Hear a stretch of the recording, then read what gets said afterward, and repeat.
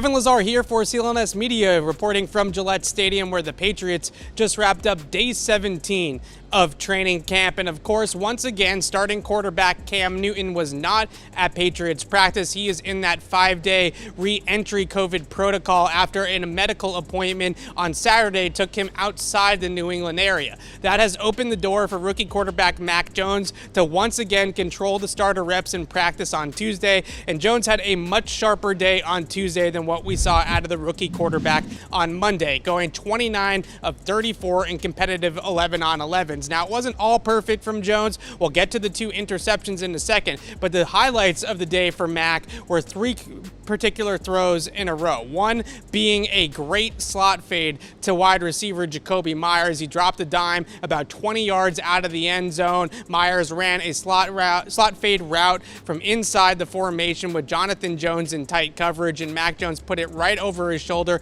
in the basket for a great touchdown that got the offense screaming and hooting and hollering on the sideline. It also got a fist pump from offensive coordinator Josh McDaniels. Along with the dime to Jakobi Meyers, there were 2 other instances where the defense tried to throw some pressure at Mac Jones, and he responded extremely well in both occasions. The first one being a overload blitz to the right side, or the strong side of the formation. Jones knew that if the defense brought the house on the right side and the on-ball linebacker, the unblocked defender on the backside of the formation, that Josh Uche to his left on the backside would be unblocked, because the offensive line was going to block down and take care of the front side pressure. So knowing that Uche was going to be unblocked, he would be hot if Uche came off the edge, and that's exactly what happened. And Jones was able to get rid of the football to Sony Michel in the flat and beat the blitz with a hot throw to the Patriots running back. Later on in practice, similar type of situation, I should say,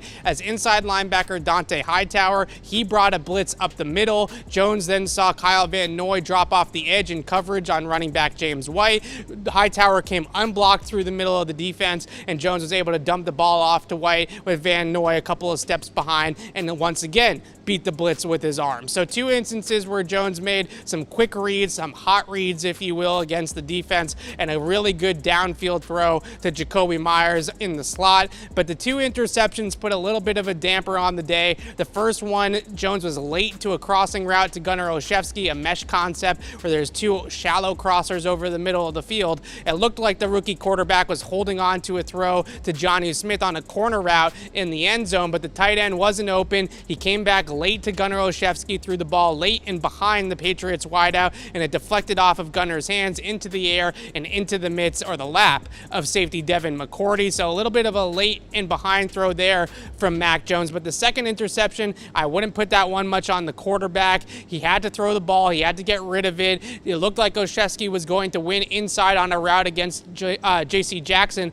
on a goal line slant, and Jackson just ran a better route than Gunnar Olszewski, beating Gunnar to the spot and really being physical with him at the catch point and muscling him out of the way to get an interception on Jones. So the first one certainly put that on the rookie QB. The second one was a little bit of a bad route by Gunnar Olszewski, or not exactly the strongest route from Gunnar against J.C. Jackson, but overall a much better performance from Patriots first-round pick Mac Jones, going up against the starting defense, dominating the starter reps. I mentioned 29 of 34. So again, 34 throws in this practice out of Mac Jones. We'll see him again dominate the reps against the New York Giants in joint practices on Wednesday. Cam Newton, he should be back at practice for the Patriots on Thursday, but again, another day for Mac Jones to impress in Wednesday's practice. You can check out the rest of our coverage from day 17. Day 2 is a long time ago. Day 17 of Patriots practices down here at Gillette Stadium